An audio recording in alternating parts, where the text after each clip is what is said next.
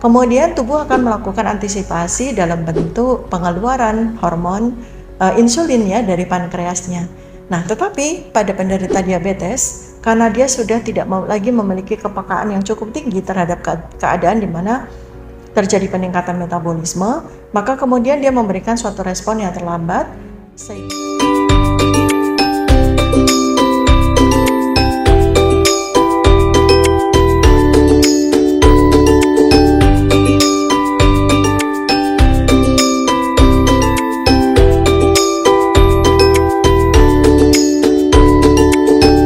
Mengapa gula darah kita cenderung meningkat pada pagi hari?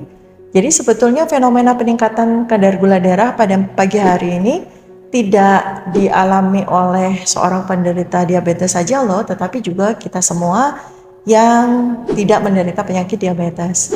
Jadi fenomena peningkatan gula darah di pagi hari itu terjadi sebagai suatu rangkaian mekanisme fenomena fisiologis saja ya, artinya fenomena yang sebetulnya normal-normal saja. Karena apa? Jadi pada malam hari ketika kita istirahat tidur, pada sekitaran mulai jam 11 malam ya, jam 23 malam, terjadi suatu proses yang luar biasa pada tubuh kita, yaitu pada metabolisme kita, di mana tubuh sedang mengalami perombakan besar-besaran. Jadi pada masa perombakan itu terjadi pembersihan besar-besaran, sisa-sisa metabolisme yang terjadi pada 24 jam, kemudian tubuh juga mengalami restorasi, mengalami perbaikan, mengalami regenerasi, mengalami reparasi, mengalami renovasi ya yang berlangsung dimulai di jam 23 dan berakhirnya sekitaran jam 11 pagi. Nah, pada masa seperti itulah maka kemudian terjadi penumpukan residu-residu atau sisa-sisa dari metabolisme. Dan siapa yang bertanggung jawab di dalam melakukan segala proses tersebut? Yaitu hormon-hormon metabolisme. Ada beberapa hormon yang terlibat di dalam proses tersebut, yaitu kurang lebih antara lain ada hormon kortisol, kemudian glukagon, kemudian hormon human growth hormone ya, HGH, kemudian berbagai macam hormon yang lain yang memang memiliki tugas besar bersama-sama untuk melakukan segala kegiatan tersebut pada malam hari. Fenomena pelonjakan gula darah yang terjadi pada pagi hari ini disebut sebagai hyperglycemia rebound atau efek Somogy. Somogy itu adalah nama ilmuwan yang menemukan efek tersebut. Ya. Jadi itu adalah suatu fenomena di mana terjadi lonjakan kadar gula darah, terutama akan sangat dirasakan pada orang-orang yang hormon insulinnya yang diproduksi di pankreas itu tidak bekerja dengan baik. Jadi ketika terjadi perombakan, terjadi restorasi, reparasi yang kemudian akan menghasilkan peningkatan segala residu yang terjadi pada penumpukan residu metabolisme pada pagi hari itu, kemudian tubuh akan melakukan antisipasi dalam bentuk pengeluaran hormon insulin ya dari pankreasnya.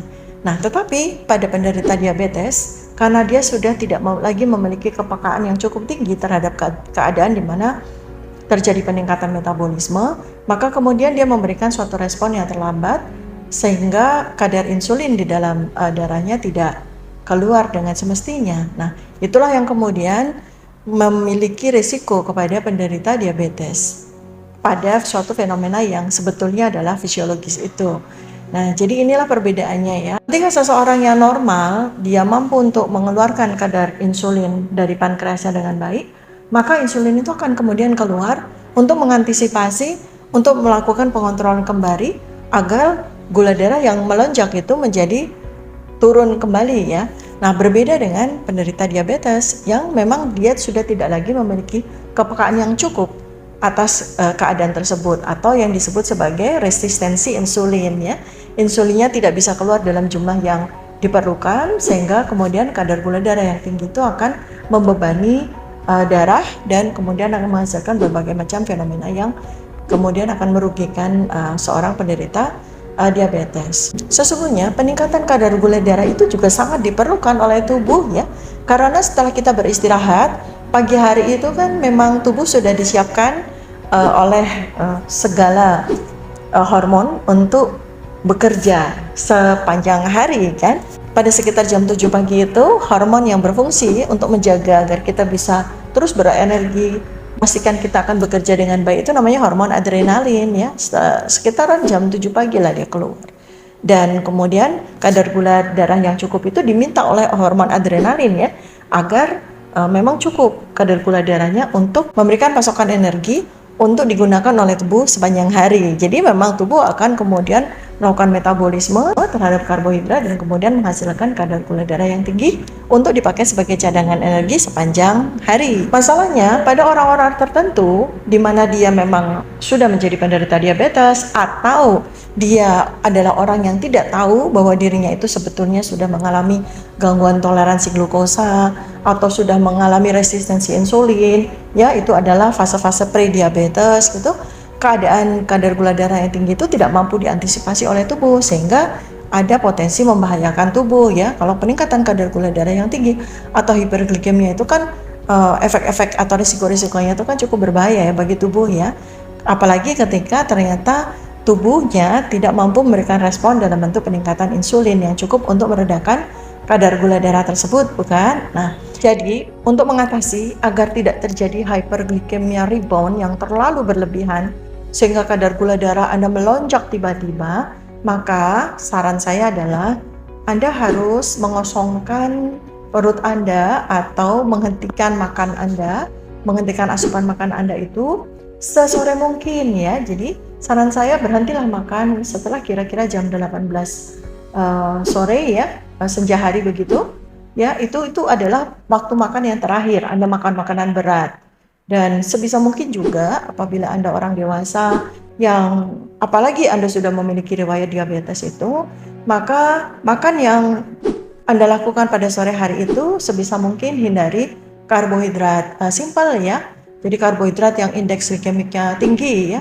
Jadi Anda cukup dengan makan karbohidrat yang indeks glikemiknya rendah, kemudian atau Anda skip juga karbohidrat Anda, cukup Anda dapatkan asupan karbohidrat dari buah dan sayur, kemudian lauk berprotein ya, itu sudah cukup, atau Anda minum jus buah atau minum jus protein, seperti itu Anda sudah cukup itu sebagai makan malam Anda, kemudian berhentilah makan.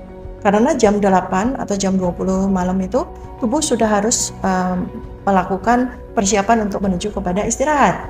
Kemudian lakukan suatu aktivitas yang menggunakan fisik ya pada sore hari.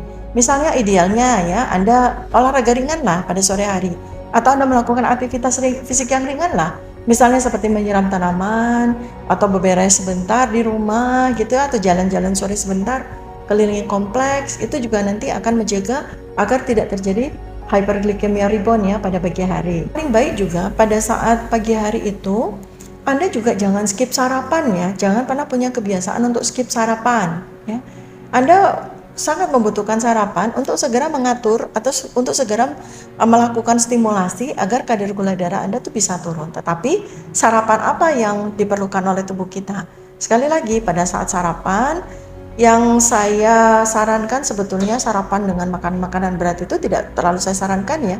Sarapannya cukup dengan karbohidrat yang sedikit saja, tapi Anda lebih fokus kepada protein, kemudian buah dan sayur ya, itu sebagai sarapan Anda, bisa di jus atau bisa dibuat smoothie gitu ya, atau bisa dibuat bubur gitu yang ringan saja, yang penting cukup nutrisinya, cukup vitamin, mineralnya yang diperlukan oleh tubuh Anda ya. Jam berapa yang kira-kira terbaik ya untuk sarapan? Sebetulnya sesuai dengan kebutuhan Anda sih ya. Kalau Anda misalnya mengikuti apa yang saya lakukan ya, saya memang menggunakan konsep intermittent fasting, berarti saya akan memulai sarapan saya di jam 10 pagi. Tetapi kalau Anda tidak memungkinkan untuk sarapan di jam 10 pagi, silakan Anda memulai sarapan Anda di jam 7 atau 8 pagi ya, dengan sarapan yang ringan seperti itu. Sehingga dengan sarapan itu, maka tubuh akan mulai melakukan proses metabolisme pelan-pelan dan dengan sendirinya kemudian kadar gula Anda bisa terkendali.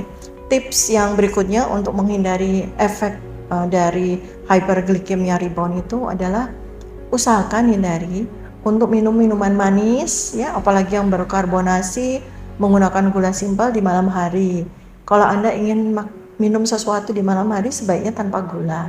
Itu akan sangat membantu mengendalikan kadar gula darah Anda di pagi hari.